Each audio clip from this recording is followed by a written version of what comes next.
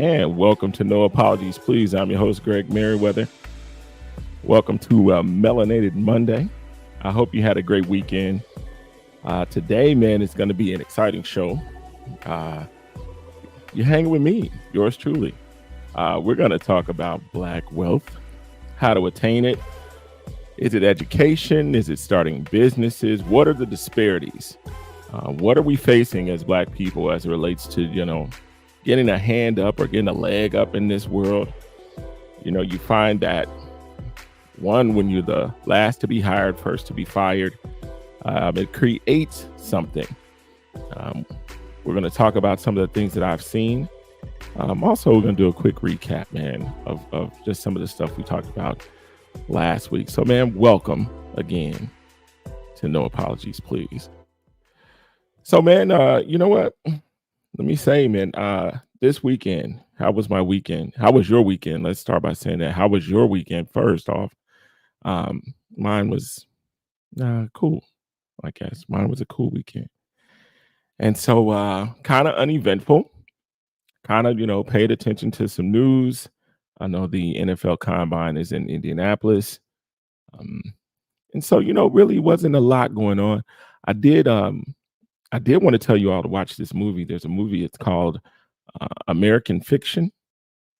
Man, I'm gonna show y'all something from it, but it's a great movie.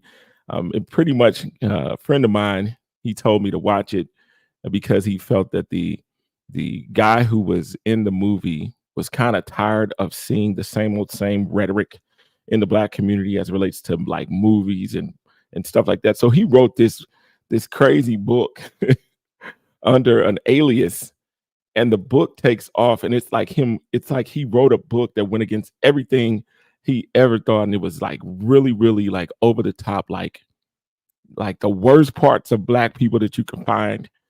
And it takes off, becomes a bestseller. He wins this crazy award. But it's a great movie because it shows us how we've embraced a culture that was never meant for us to embrace, how we went against the grain of what we fought to be and who we fought to be. And basically, in essence, now we celebrate. Now we celebrate the bad stuff per se. So I want to start the show by I know we had lost who I believe was a giant in the political sphere, and that was city councilor Eric Mays. Passed away a couple of weeks ago up in Flint, Michigan, which was a huge surprise. I don't want to scream foul play, but a part of me, is kind of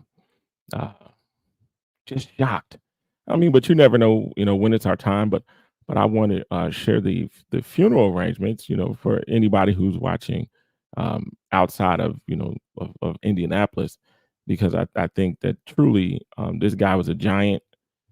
I loved listening to his commentary. I loved when he challenged. He became just a short films and for everybody to watch. But here are his arrangements. Obituary for Councilman Eric B. Mays. Councilman Eric B., age 65, passed away Saturday, February 24th, 2024, at his residence. So for the arrangement, family hour 10 a.m. Saturday, March 9th, 2024, at House of Prayer Missionary Baptist Church, 1851 West Carpenter Road, with funeral services commencing at 11 a.m. Pastor Daniel Moore officiating. Interment Sunset Hill Cemetery, G-4413 Flushing Road. Friends and pallbearers will assemble at the church at 10 a.m. Saturday. Councilman Mays will lie in state at Shiloh Missionary Baptist Church, 2120 North Saginaw Street, and may be viewed from 12 p.m. to 6 p.m. Friday, with family present from 4 p.m. to 6 p.m. to receive friends. And then you see the Lawrence E. Moon Funeral Home. People can send flowers, share memories, and it would be great if people just share memories of our brother. Just the stuff that we've seen. I'm sure it's all welcomed because when it's all said and done, Councilman Mays was one of a kind to me. I've I've looked at a lot of city councils. I've looked at a lot of people in government, but when I look and I saw a person like him who was not afraid, not afraid to say what he thought needed to be said, challenged, walked out, told people to get out, told people to be quiet. Eric Mays was just he was political humor, but also a political fighter. So, man, let's get to it. So, we're going to talk about Black wealth, as you see at the bottom. Black wealth, how to attain it. Um, thinking about just Black wealth, man, it's a sad thing when you realize how difficult it is for Black people to make it in America. We always, back in the past, our parents would say, go to school, get a job, work at that job, retire from that job, call it a day. If we look at it currently, that's not the world we live in. This is not a go to school, get a job, work a job, stay at a job, retirement world anymore, especially when you look at the temperature of how things are going. Inflation is high, everything is higher, groceries are 40% higher, gas is high, cars that once cost $1,000 now cost $100,000. I just saw Escalade V, I think it is, that was $150,000. Anything deemed luxury is just astronomically priced. So, with that being said, I want to say, how do we attain wealth? There was an interesting article that came out. Came out on mainstream. Let me say it came out on mainstream news just this past weekend. But I saw it was an older article written by our brother in Indianapolis, Justin Mack. And I want to share this article because he gave a interesting find, and I want to talk about it. So here's what he says: Indiana Black-owned businesses grow. This is by Justin L. Mack from Axios, Indianapolis. And just going through the article, he said Indianapolis saw the third highest increase in Black-owned business openings in the nation in 2023. Why it matters.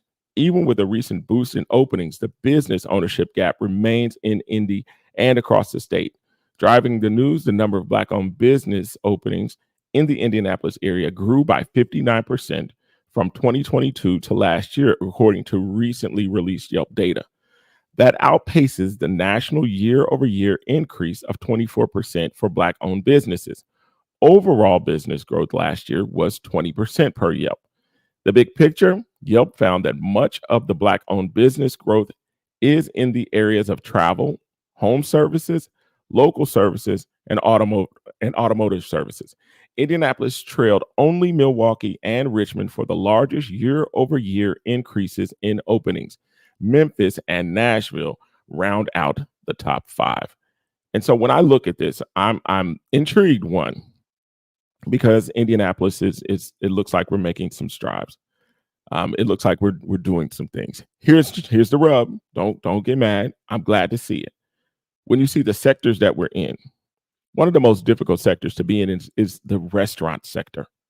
I think I just saw that Chicken Scratch is closing. I do believe, if anybody is on here that can correct me, I do believe that Chicken Scratch is closing. The sad thing about seeing Chicken Scratch closing is that I just saw the Food Critic. A Food Critic was just in Indianapolis during All-Star Weekend and gave them a pretty good review. But the challenge is, how do you stay open? And the restaurant business is one that is so volatile that at the end of the day, it's something that can just diminish. One bad review, some bad service, some people coming in, somebody upset, put out something, write something. End of the day. I think that when I look at Black businesses, I would love to see us in some, I know construction is something that we can be in. But the challenge in that, we got to look at the disparities as well, because when you look at the disparities, you find that a lot of things are being blocked. You find that minority businesses can include white women. And when you find those things out, you realize that Black people can easily be left out. We're not getting the majority bids, things of that nature. And so, like Whitley and I talked about with Dave Fredericks, she said that Dave is really fighting for Black people to get more contracts. So I hope that is the case. Hopefully we can get Dave Fredericks on here so that we can talk about that, because I believe that it's necessary for us to truly be involved in business. That's just my thought. I know people are, we're going to talk about education on this show because once again, education education seemed to be the key. It seemed to be the key. The challenge in that is, what are we getting educated in? What does the job market look like once we attain those degrees? Are we getting the ROI as relates to education? So, with that being said, the wealth gap. The wealth gap is one of the biggest things that we're facing today. I remember going over this in about 2016, and I told people, I said, closing the wealth gap. This is an article for 2016 on CNBC. It says closing this wealth gap could take 228 years. I want you to think on that. 228 years to close the wealth gap. That means 99% of us, 100% of us, will probably be dead by the time the wealth gap is closed. And think on this, that's only if something takes place. It says it will take African American families 228 years for their household wealth to reach that of white families, according to a new report from the Corporation for Enterprise Development, CFED, and the Institute for Policy Studies. For Latino families, the number is 84 years. Think on that. It will take African Americans 228 years. For Latino families, the number is 84 years.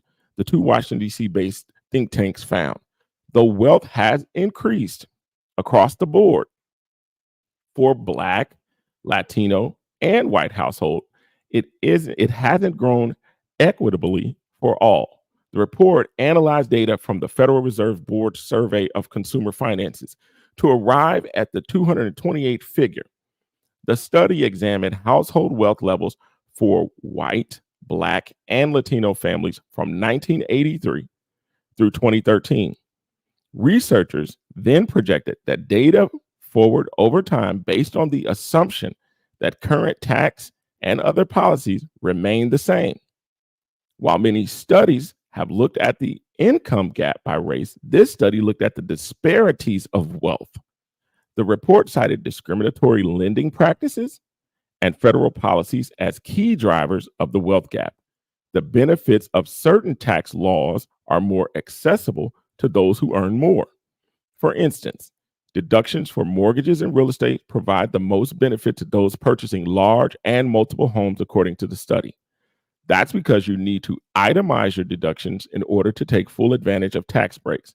And high income taxpayers tend to itemize. Lower income people typically take the standard deduction. Further, tax deferred retirement saving plan help workers build wealth, but households of color are less likely to have access to these plans, the report found. And when I think about this, man, it's such a huge, huge undertaking when you just think about the fact that Black people and ownership in Indianapolis, 3 out of 10 Black people own a home. 30 out of 100 own a home. And so when you hear 228 years, when you realize it would take 228 years to bridge the wealth gap between Blacks and whites, you should be concerned. And then the other startling number is it only will take the Hispanic people 85 years. Why? That is a humongous question that you should be asking. Why? Why is it that the Black dollar only stays in our community, for 6 hours? Why? Because we don't own anything. We are consumers. We have become grand consumers. And when you think of any other race, their social responsibility starts with whomever their race is. Our social responsibility does not. We are not loyal to ourselves, which is a sad thing to say, which is a sad reality, but we are not loyal to ourselves. We should be clothing, grocery. We've got a grocery store now on the east side. And let me tell you, I'm gonna actually talk about that. How you doing, my brother? Hey, everybody! I see my brother William Young on there. Grocery. Let me tell you something. We have there's a grocery fresh market, or I believe is what it's called, out on the east side of Indianapolis. Two young brothers are trying to work their way into complete ownership of this building. I have to be candid about that because I want you to understand your role in this. They're working to have complete ownership of this business. Um, I think they started off with I don't know, I want to say $3 million debt in a sense. I know that Cook Medical put up so that these young men could thrive to have this grocery store in the building. Here's my challenge. Here's my challenge to those who were involved in making sure that this grocery store was on the east side of Indianapolis. One, when you're implementing something like that in a community that is used to not having anything, then the mentality of the community is that of people who are not used to having anything.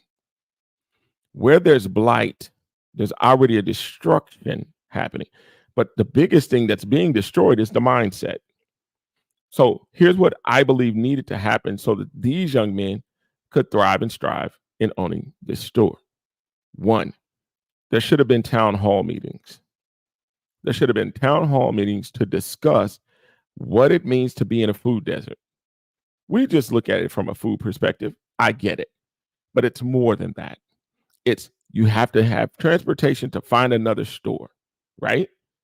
In finding transportation to find another store, that's going to cost. Okay. Once you get to the other store, who knows the price? It's going to cost. But what does it mean to have a store in your own community? This is me speaking as if we're at the town hall meeting. What does it mean to have a store in your own community, in your food desert? Cuts down on gas, right? Offers employment to your community. Think on that. It offers employment to your community. And then two or three, you have the ability to support someone who looks like you to get to a status to where they're able to give back. Okay. So these are the things that should have happened. Here's what I believe now that it hasn't. Here's what happens. Then I come into the store. Then I come into my store in my community, not thinking that it's mine, not thinking that I'm helping, not thinking that I'm building. I come in there with a whole blight, poverty mentality, right? No ownership mentality, no pride mentality. And I rob my own community.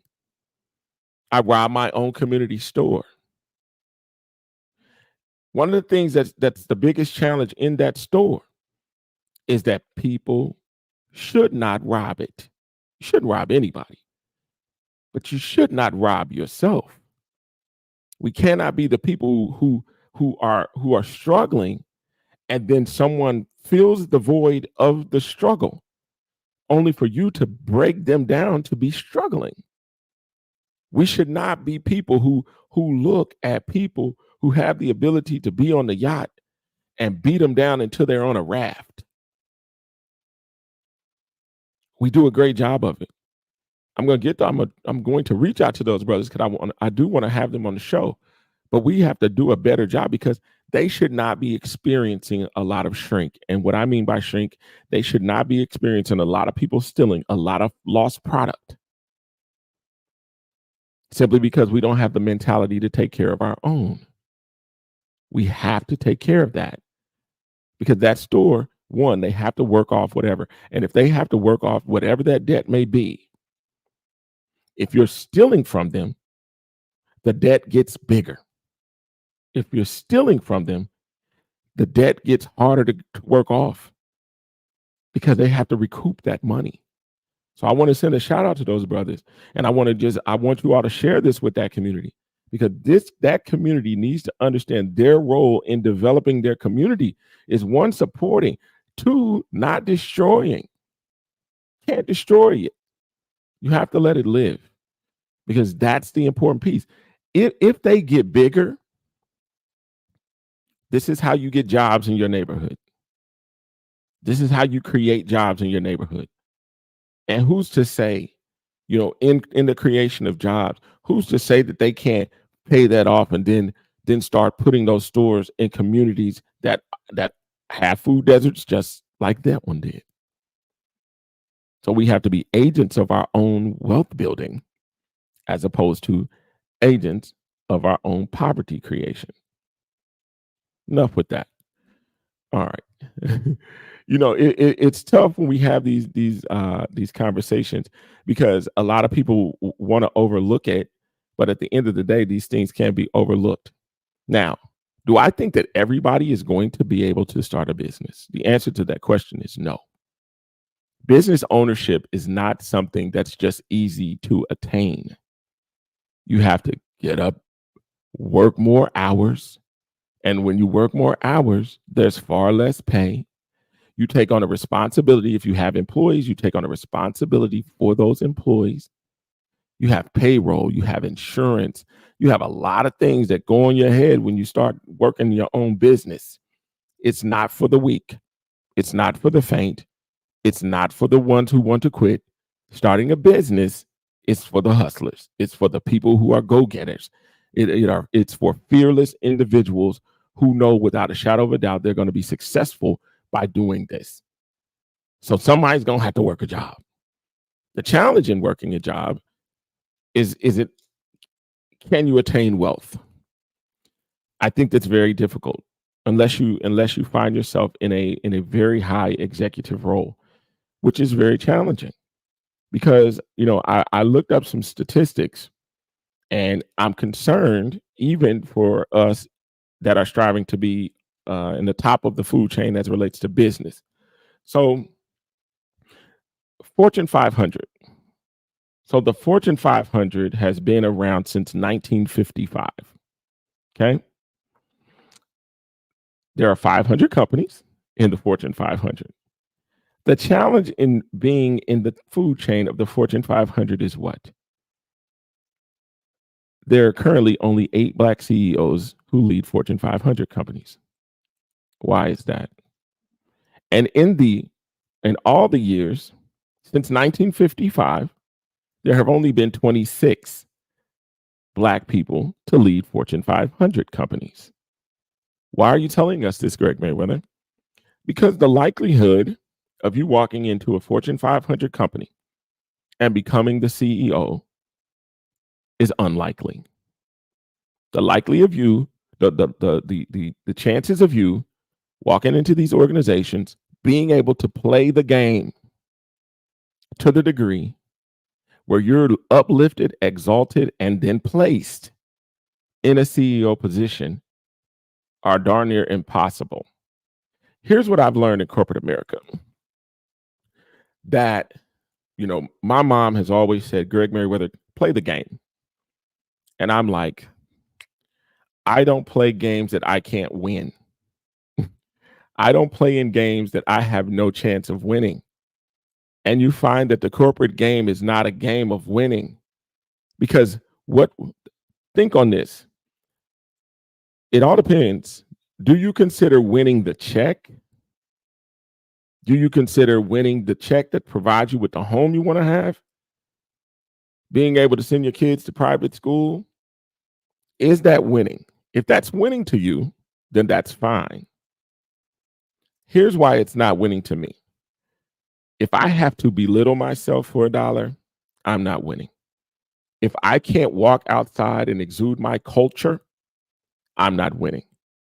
If I can't walk in, exude my culture, take care of my family, I'm not winning. If I can't build generational wealth so that my children, if they have to come up in a system that's filled with racism, they have a chance to maintain the wealth. If I can't do that, I'm not winning. Most of the time, the first thing, especially Black men, the first thing a Black man has to do when he walks in corporate America is what?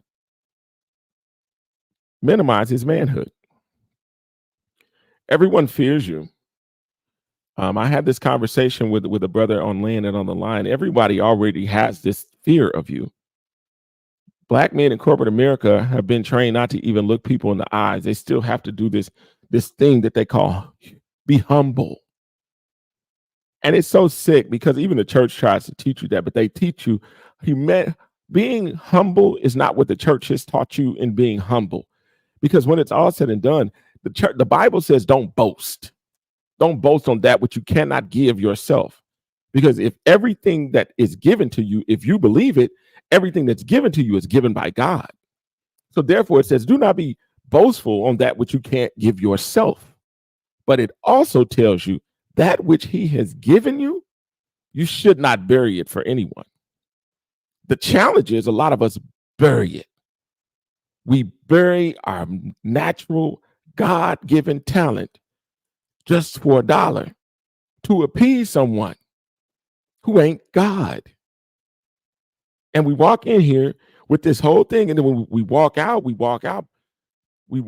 boastful in the ghetto.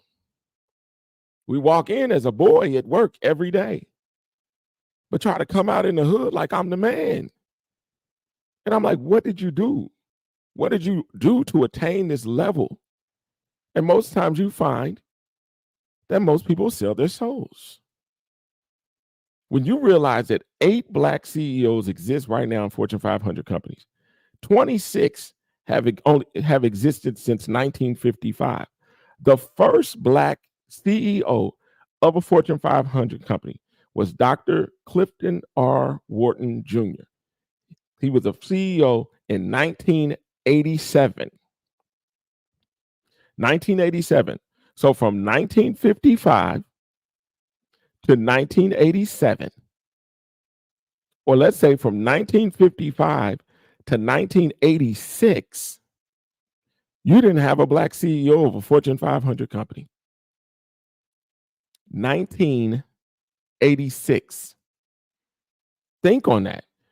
From 1955 to 1986. And I'm just like, how in the world do we even look at this system that would allow 31 years to pass before you chose one? 31 years had passed before one Black CEO was over a Fortune 500 company. Yet we have, again, yet we're trained, yet we've been trained. I was trained by my parents. Go to school, find the job, stay with the job, grow with the job, retire from the job. And it's like, what am I getting from this? What am I getting out of that? By dedicating myself to a place that's not dedicated to me. When they look at our resumes are looked at as, how long did you stay? Their resumes are looked at as, what did you learn? So when you realize it's like, how long did you stay? But in your resume, you could leave and say, what did you learn? In our resume, short tenure, you can go through the interview process right now. Short tenure is frowned upon with us, even if it's a few years. But no one ever asked the question, what happened? No one looks at your credentials and says, what happened? No one looks and says, well, why did you always have to start over?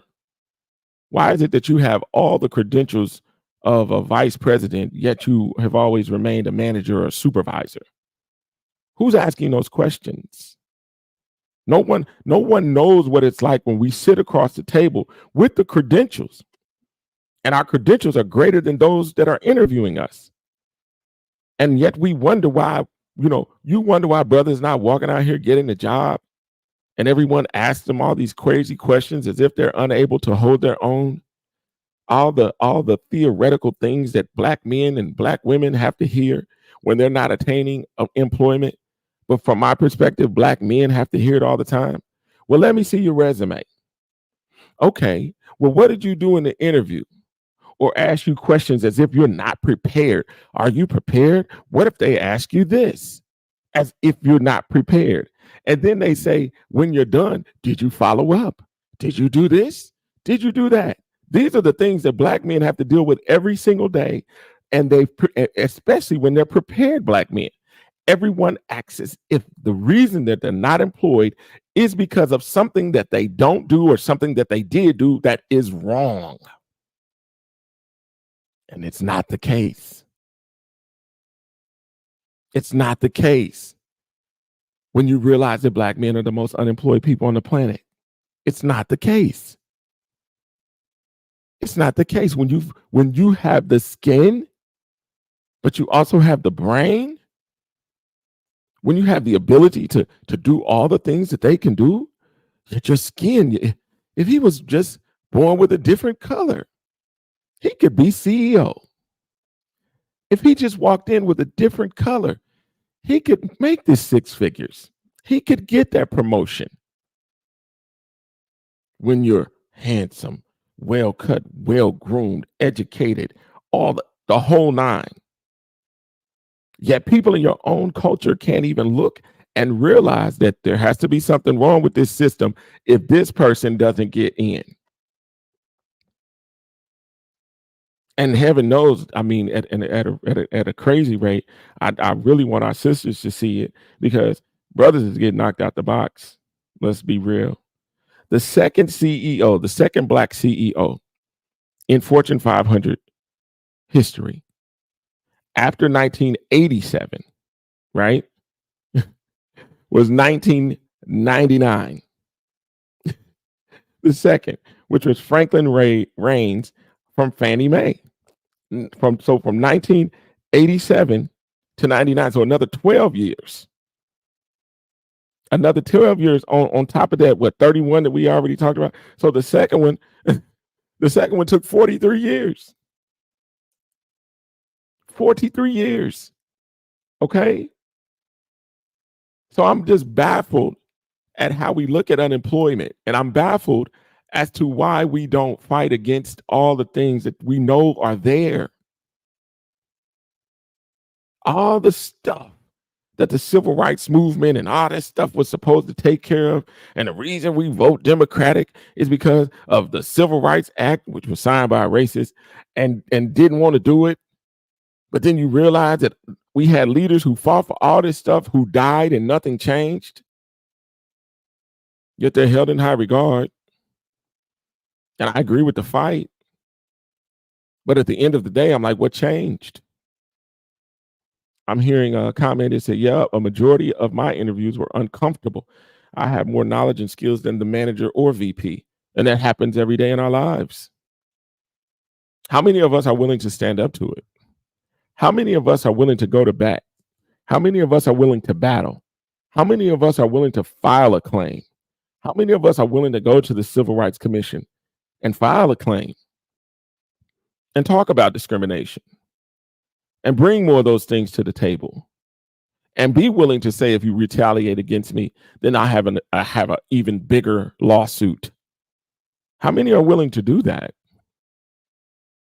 Because when it's all said and done, it's like the practices are bad. We lost so much when you realize that now these DNI initiatives are floating away. And we took pennies for George Floyd dying. We didn't even take pennies. Let me say that. We didn't even take pennies on the DNI. It's so bad. Here in Indianapolis, let me tell you, here's what we did. We let a group of people come out and meet with the powers that be, believing that they knew what they were doing. The powers that be said, here's what we're going to do. Before I tell you what they did, I'm going to tell you, look, I'm going to get to that, Miss Savage. Here's what I'm going to say. If you go to a therapist and you say, I'm depressed, I'm down, these are my struggles, I'm trauma filled, I'm broken down, I'm lost, I have no idea what I'm doing, I need something to be fixed, I've been broken, this system, this person, this issue, they've done all these things to me, and I need your help. I need help to make a change. I need this stuff to be different. How do I deal with this? If your therapist hands you crayons or paintbrushes, cans of paint, my suggestion to you is to find a new therapist. Black people went to the city of Indianapolis after the George Floyd situation, super upset. Let the wrong people represent them, got in front of the people, and the city offered them paintbrushes. on a street that they don't own, on a street that was raggedy as hell, filled with potholes and bad patch jobs. And they said, you can paint. You can paint. You can play hip hop as loud as you want to. You can barbecue. You can dance. We're going to block the street off and y'all can have the party of all parties while not getting the darn thing that you should be getting. And we celebrate it. We celebrate it. Instead of saying, hell no, I don't want no damn crayons. I don't want no damn paintbrushes. If we want to throw a barbecue, we can do that on our own. But this is when you get bad leadership too. And you get bad leadership representing Black folk, and all they want to do is be in the limelight, but never come out with results that are good enough for the masses. Video interviews are a hindrance. I remember when pictures were not allowed before the internet council. Understood. So I have a Zanae Savage says, I think people know the system is jacked up. I don't think people know how to fix it. And there are very few of us who are trying or would try to fight against it. Some people think they are fighting, but it's not effective. You know what? I don't think people think it's jacked. I don't think people think it's jacked up. I think that we have become blind to the facts, as Public Enemy would say. And then most people don't know the statistics that prove it's jacked up. Most people look and say, I have a job. Most people say, if I have a job that pays a lot, that pays good money, then I work for a good company.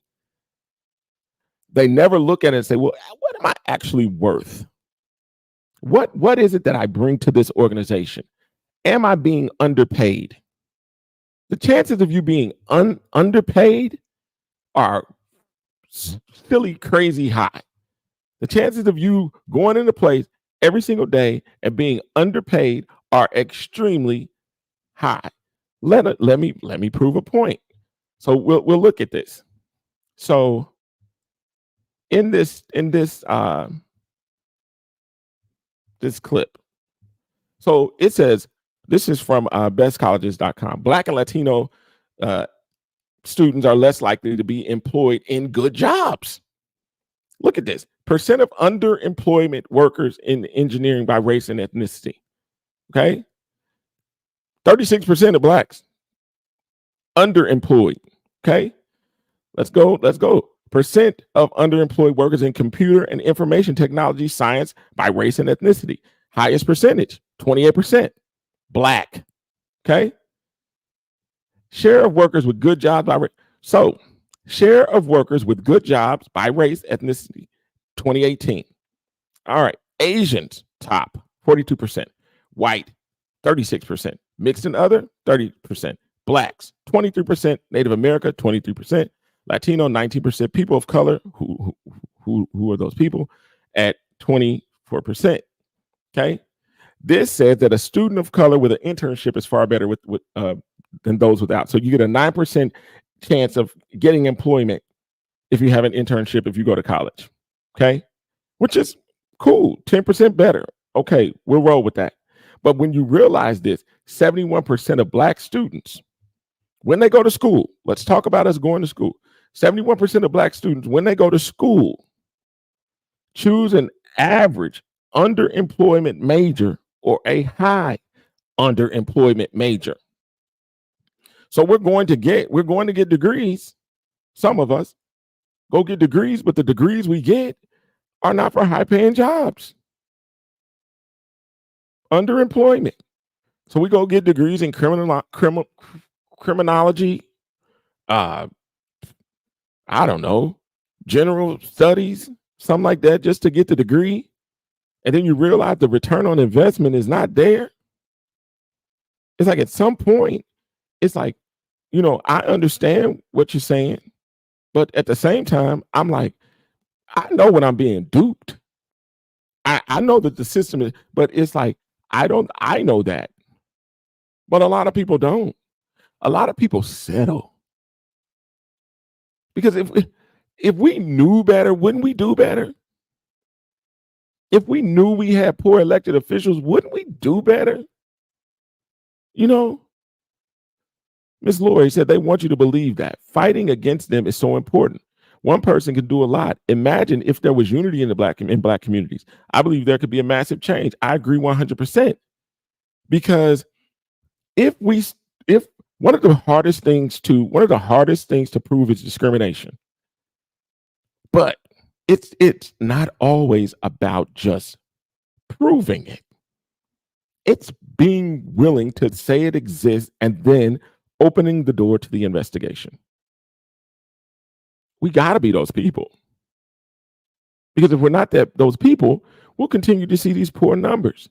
We'll continue to see, again, going back, in 2016, it says it would take 228 years to bridge the wealth gap between blacks and whites, only if something changes. So right now, I guarantee you that 228 is probably a 250 something.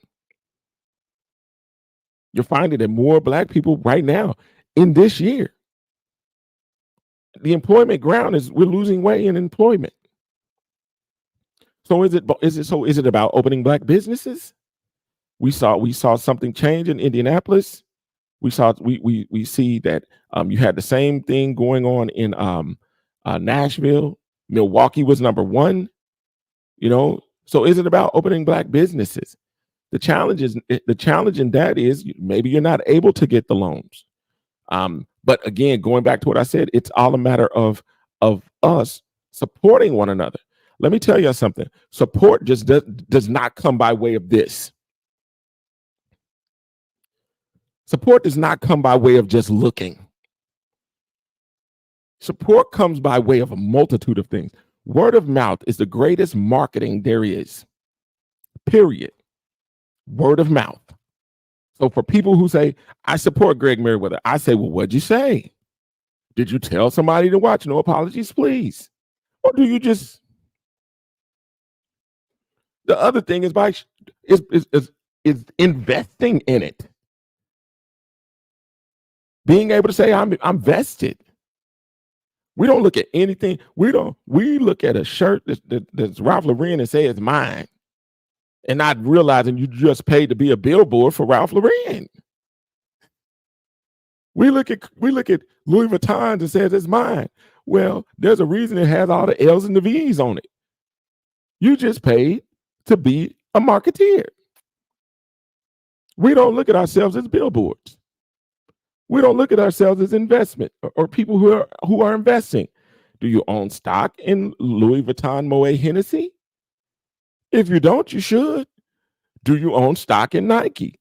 If you wear it, you should. Do you use Apple computers? Well, do you own stock in Apple? Well, you should. Because you can't just be a consumer. Then I would look and say it makes sense. You wear what you own. You use what you own. Buying stock means ownership. Don't just be one who wears it. At least do that. But when I look at this system and I'm just like, come on, y'all, we got some different things that we need to do. Black CEOs are low, right? We've discussed that. Black businesses have been increasing. Challenge black businesses, clubs, restaurants, home services. That's what we got. She said at-will employment was passed to having no recourse for refuting termination. Now, let me tell you something on that, Judy. At will, there are more lawsuits for at will than anything. Here's why. Most people believe that at will just says goodbye. No, not the case. Because if your company has a policy that states how you must be terminated, and most of them have a 4-step termination process, a verbal warning, a written warning, a final warning, termination. If they go against that, you've been discriminated against. So therefore, you have a reason to say I was wrongfully terminated or I was terminated wrongfully. So instead of us being like, oh, they put that out there to be like, oh, I can just fire you. No, my friend, that's not how it works. Because even if you go claim unemployment, it's going to say, what was the reason for this? Did you quit? Were you terminated? If you were terminated, why? That's even in your unemployment. That's why they send it to the employer, so that there could be something to support it. Was it performance? Oh, I was underperforming. Was it absenteeism? I wasn't at work. Was it something? It's just not at will. And again, I guarantee you 99% of these companies have a termination process. Verbal, written, final, term. Just saying. So, Lord, Miss Lord, yes, support has to come through money too. Even if it's $5, imagine if 1,000 people just put $5 in, that's $5,000. A little with a lot of folks can go a long way. So real. But again, we'll pay. We'll listen. We pay. We're willing to pay for anything that don't belong to us. That's just real. So, is it education? State employment does not. After state employees lost their union. Again, if you are termed and there is a termination process, this is when you got to go look at your handbook. And it says this is the process, and that process is deviated from, then you, my friend, get busy and wait on them to retaliate. The problem is people are afraid of the retaliation. And then because the retaliation means that, one, you're going to have to be on your job. You're going to have to show up, and you're going to have to show out. You're going to have to be a top performer, and you're going to have to be there every day and let them pick on you. One thing I've learned about racism is this: when you challenge it, they don't ease up. They get ugly. And when they get ugly, that's when you do your documentation. Because they ain't going to quit. The job is to make you scared.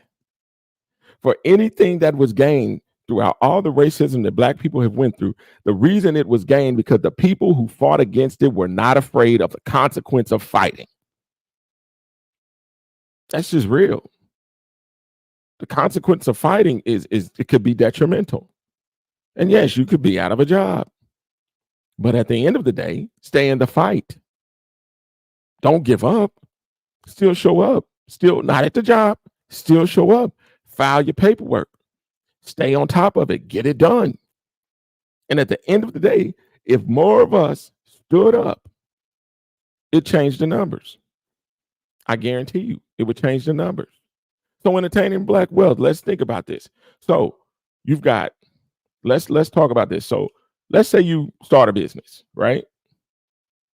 Most of the wealthiest Black people are entertainers. Unfortunate, but factual. But most of your billionaires are Caucasian, right? So you got close to, I'm going to say a rough estimate, probably 8 to 10 Black billionaires in America. Okay. Here's the rub.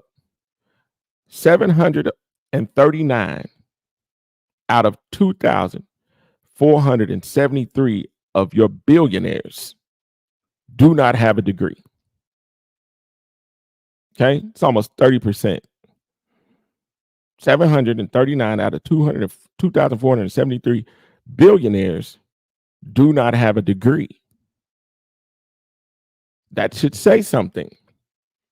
And yes, they're a predominantly white group. There are some Black people on there. And a lot of them may have come through entertainment, but a lot of them took the fact that they own their own entertainment. No apologies, please. Is owning your own entertainment. Even though I might call mine edutainment, but it's owning your own, right? WBMN, WBXL, WGIF, owning your own.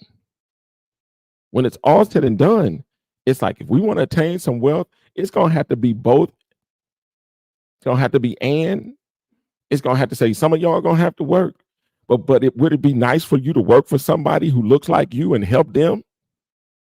Okay, help them become a billionaire. Work for them, because I guarantee you, the people that work for those, most of the people that work for those black billionaires are super rich people because they found someone who had the ability to live out the dream, who had the talent and tenacity, and they invested in them. They didn't walk in and say, "Give me something." They walked in and said, one of the things you don't have to like Jay-Z. One of the things I do love about him, I heard this on the Breakfast Club. Charlemagne the God said, he said, one thing that I must say, Jay does not talk about his crew, but the crew of Jay-Z is what's special because they believed he was so talented that all of them could eat. So all of them took their time, talent, energy, resources, and put it into one person. That person became a billionaire. Not even a DJ, not even a producer that comes under that man is worth under $10 million. Not one. Not one. And we can be real. Kanye West was a producer and then became an artist who was now worth $500 million. We look at Rihanna, went from being just a musician to a business owner to all of them getting involved with the Puma deal to her becoming a billionaire. So when we look at it, it's like, stop being afraid to help someone attain wealth that will give back. We got to make sure we're doing life insurance. We got to make sure we're doing investments. We got to make sure we're owning property when it's all said and done. But again, one of the greatest investments we can make in this life is investing in our own people, the people who have the desire to be on a higher level. We got to invest in them. We can't just look at them. We can't just look at them and marvel. They can't do it by themselves. And I'm just asking us to avail our minds to our creatives, to our people who are out here, who are creating. One of the things, again, I go back and say this, segregation made us create. It made us create. We become so lazy and stop creating because we like their stuff. We don't look and say, man, I could do that. Or I can help such and such do that. But instead we just watch them. Please stop just watching me. Please just stop watching me, because I'm a person that's like this. I have probably reinvented Greg Meriweather 1,000 times. But at the end of the day, it's like I've always needed help. I've always needed help. There was one time where I put all my resources on the table, and honestly, I just picked a bad team. It was just not. It wasn't the right mixture. It's like people didn't realize the sacrifices. People didn't realize that when they were doing their shows, they were on a platform that was mine, that I had built, that I had showed up every day doing content just like this. And then it went to their heads. Some people are not able to relish in notoriety or fame in the same way some others. I can walk out every day and be like, I'm cool with people knowing who I am. May not be famous, may be well known, but it doesn't jar me. It doesn't make me be less. It doesn't make me say I can ease up. And I just want us to understand it. In order for us to build any kind of wealth, you're going to have to raise up. Stop. And I say this, stop picking from the bottom. Stop picking from the bottom. Start investing in people who are here. We have always been trained to say, such and such ain't got no car. And you say, well, such and such don't need no car. They ain't going to work. But the kid who's going to school, y'all don't even want to get them a car. The kid who's going to college, y'all, he going to be all right. So we ain't investing in him. That's the person you need to invest in. Think about this. Every sad reality, but super facts. Black men get more love from the community and the center or the city after they go to prison There are more programs for reentry than not going in. Who's doing the prevention? Who's looking and saying, stop brothers from going to prison? Because if you had real employment, real equal opportunity, real stuff for black men, then black men wouldn't be going to prison in abundance. But instead, we wait till black men go to prison. Then we say, where's the program? Where's the job for the people that came home from prison? Where's this for the people that came home from prison? We need to make sure they get this. And I'm saying, what did you do to stop it? The answer is not there. The answer is not there. And we got to stop being people who are working backwards. Stop back hustling. Be the people who fight to prevent some stuff. Because right now it's like, man, I could talk on this all day.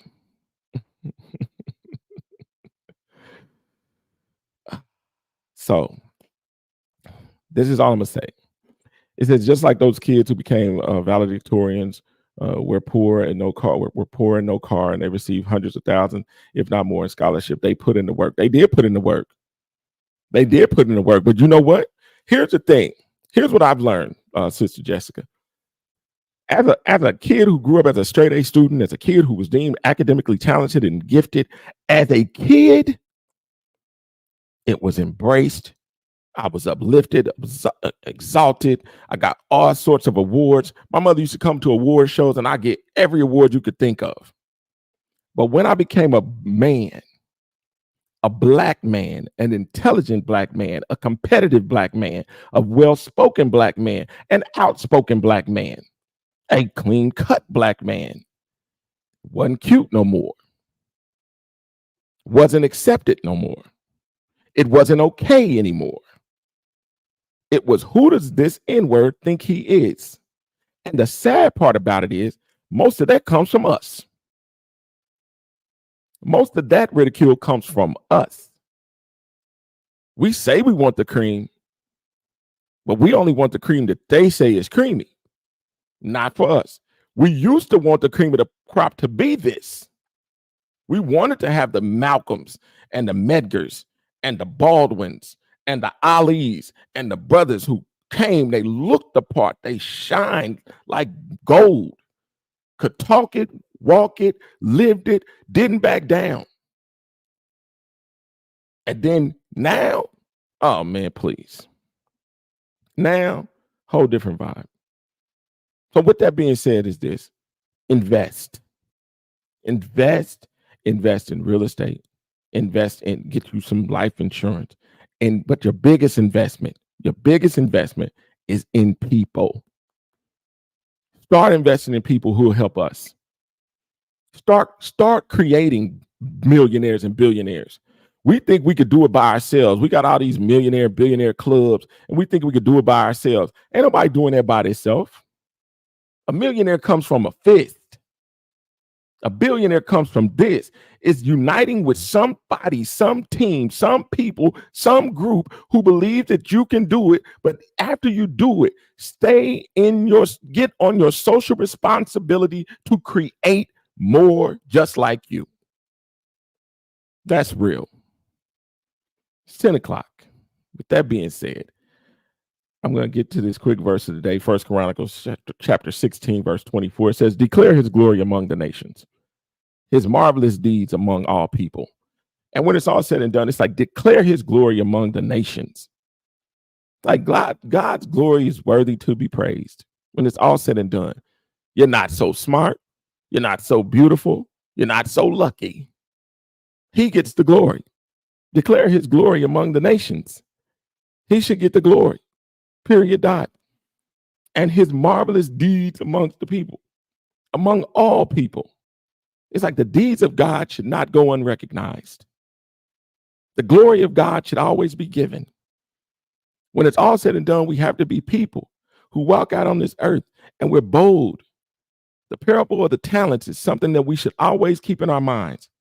When he gave one this, one that, and one. Two of the people reinvested their talents. They became more talented. They ended up with double their talents. The one who buried it was scared. Don't be so scared that you bury your talent. At the end of the day, your talent gives God the praise. When you walk out every day and you're exercising in everything that he has given you to be great in this world, the praise goes to him. You may receive a lot of looks, a lot of accolades, a lot of pseudo love, a lot of people nodding and bowing. But at the end of the day, don't you get so caught up in it. You make sure he gets the praise and his deeds get recognition. That's who we are, and that's who we should strive to be. Man, I appreciate everybody on the show. Man, again, this show, no apologies, please. If you didn't know, it's an acronym, NAP. You know, I said, what can I do to create a show that doesn't seem like Indianapolis, but still represents Indianapolis? NAP. So no apologies, please. Still the acronym of NAP, meaning my hometown of the 317, Naptown. Y'all know how much I love this city. Always striving and striving to be my best. So when it's all said and done, man, share the show. How can you help? Share the show. There's always a no. There's a no apologies, please. Cash App. We accept Cash App. We want to build this. We want to build it out. We want to build this media organization under the Black on Black LLC so that we can do this with multiple people. So we can have the right equipment in the right place, doing the right things, telling our stories, having our music, not being controlled, not allowing our narrative to be controlled by anyone. The reason we hear murder, murder, kill, kill, drug, drug, sex, sex is because someone controls our narrative and are able to pay our people to be less than excellent. The reason we see certain things on TV is because someone controls the narrative and controls our people to make them get a check so that they can be a certain way. And it feeds into all of our woes. We can fix it ourselves, but we got to invest in the ones who want to fix it. It's been y'all brother, man. Y'all have an amazing, amazing Monday, a melanated Monday. Shine as bright as you can today. I got nothing but love. Y'all have a great one. Peace.